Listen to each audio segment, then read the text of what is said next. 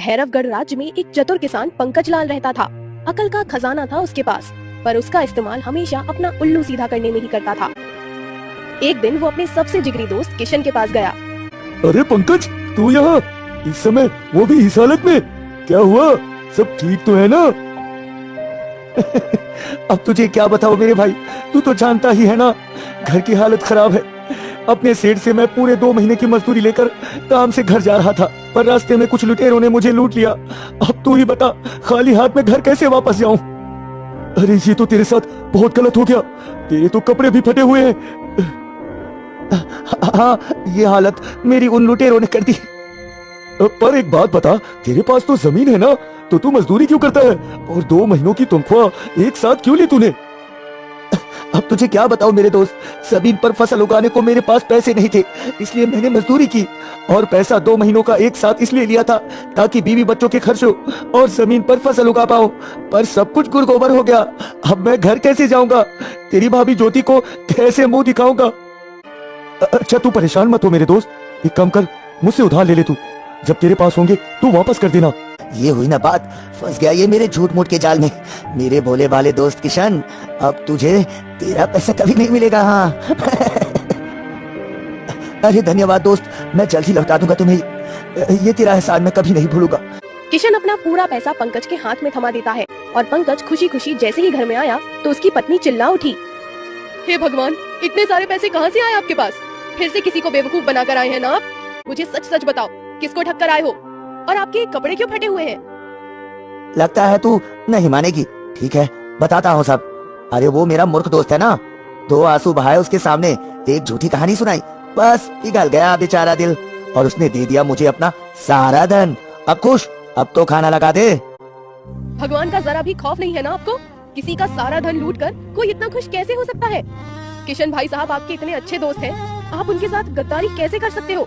जाओ और उनका सारा धन वापस करके आओ। देख भाग्यवान, तू मेरा ज्यादा दिमाग खराब करेगी तो भूल जाऊंगा कि तू मेरी पत्नी है। चल जा अब यहाँ से, बाहर कुछ खा लूंगा।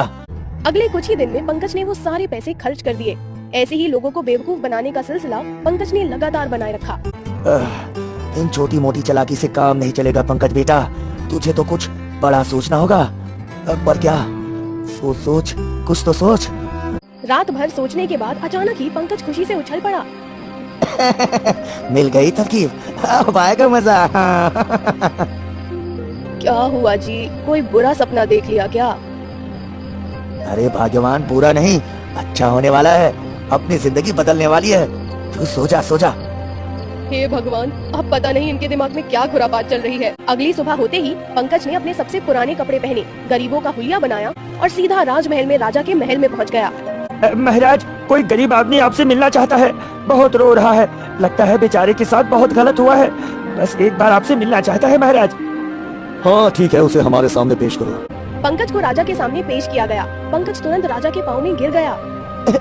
महाराज, मेरी मदद कीजिए, मैं मुसीबत का मारा हूँ। अरे घबराओ नहीं, सबसे पहले रोना बंद करो और खड़े होकर हमें बताओ क्या हुआ है।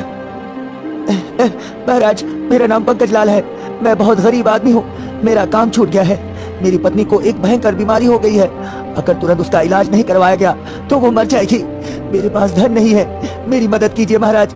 अरे घबराओ नहीं युवक, हम राजा है भैरवगढ़ के, और हमारे होते हुए कोई ऐसे बर्बाद नहीं हो सकता। हम देंगे तुमको धन जिससे तुम अपनी पत्नी का इलाज करवा सको। अरे इस राजा को तो बेवकूफ बना दिया, मेरे 2 झूठे आंसुओं पे यकीन कर लिया ये बेवकूफ। अरे क्या सोच में डूब गए युवक? महाराज, आपका जितना भी धन्यवाद करूं कम है महाराज, आपकी वजह से मेरी पत्नी बच जाएगी। आपका बहुत बहुत आभार महाराज, आपका बहुत बहुत आभार। मंत्री जी, हमारे शाही खजाने से पंकज को एक बड़ी रकम दी जाए। हाँ ठीक है, जो हुकुम महाराज। पंकज को एक मोटी रकम मिल गई, जिसे लेकर वो खुशी खुशी वहाँ से चलता बना।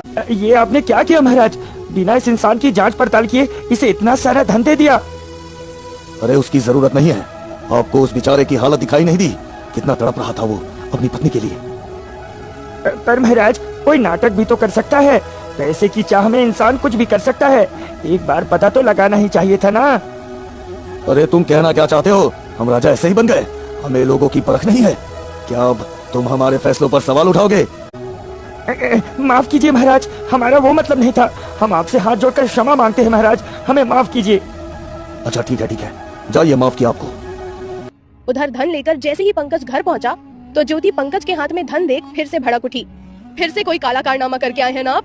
सच सच बताइए जी, कहाँ से लाए हैं ये धन और किस मासूम को लूटा है इस बार आपने? अरे भाग्यवान भड़क मत आज तो मैं बहुत खुश हूँ, क्योंकि आज तो मुझे तेरी वजह से इतना सारा धन मिला है। हाँ। मेरी वजह से मतलब? हाँ, तेरी वजह से ही।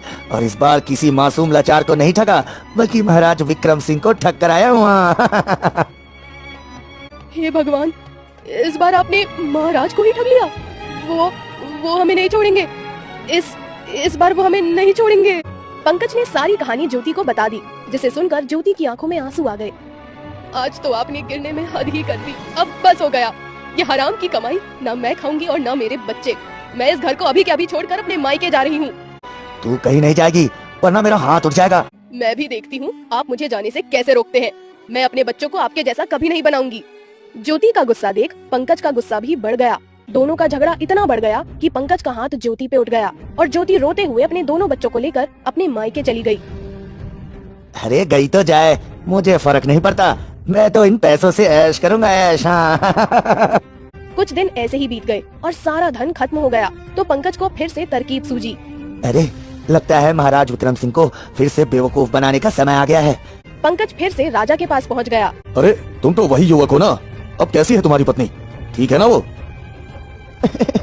अब क्या बताऊं महाराज, मैंने जो भी धन कमाया और जितना भी धन आपसे मिला सब अपनी पत्नी के इलाज पे लगा दिया, पर फिर भी मेरी पत्नी नहीं बच पाई महाराज। ये तो तुम्हारे साथ बहुत दुखद हुआ युवक, हमें बहुत अफसोस है। इतना ही नहीं महाराज, मेरे पास कोई रोजगार नहीं है। घर पर जमीन बिक गया है, बच्चे सड़क पर आ गए हैं, उनको खिलाने को कुछ भी नहीं है महाराज। अब ऐसे में आप ही मेरी मदद कर सकते हैं। हमें अफसोस है इस बात का। हम तुम्हें इस महल में नौकर का काम और रहने की जगह दे सकते हैं। नहीं महाराज, मैं अपनी खुददारी को भूलकर आप पर बोझ नहीं बनना चाहता। अच्छा फिर तुम ही बताओ, मैं तुम्हारी कैसी मदद कर सकता हूँ? महाराज, अगर आप सच में मेरी मदद करना चाहते हैं तो मुझे कुछ धन दे दीजिए, जिससे कुछ जमीन लेकर उस पर फसल उगा सकूं, साथ में अपने बच्चों को 2 समय का भोजन दे सकूं महाराज। वाह वाह, क्या खुददारी है तुम्हारी। ठीक है मंत्री जी, इस गरीब युवक को इतना धन दो जिससे ये अपना काम शुरू कर सके। नीति पहले ही बेचारे के साथ बहुत गलत कर चुकी है।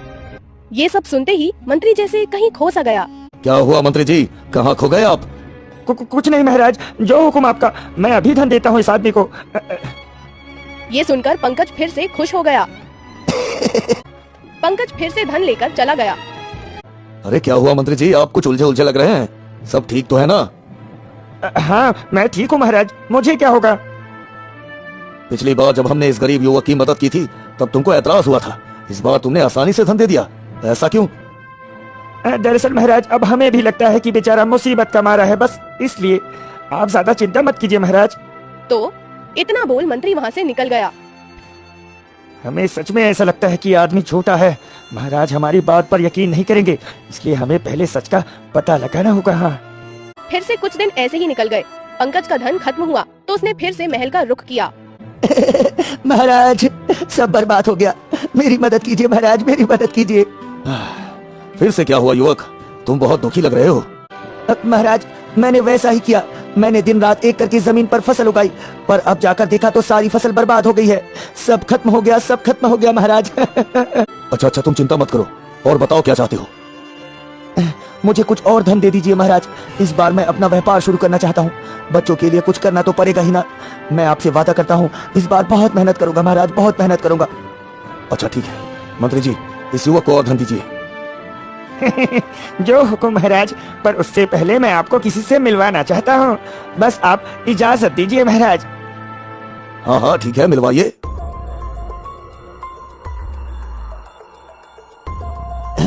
अरे ये तो ज्योति मेरी पत्नी है। मंत्री जी ये कौन है?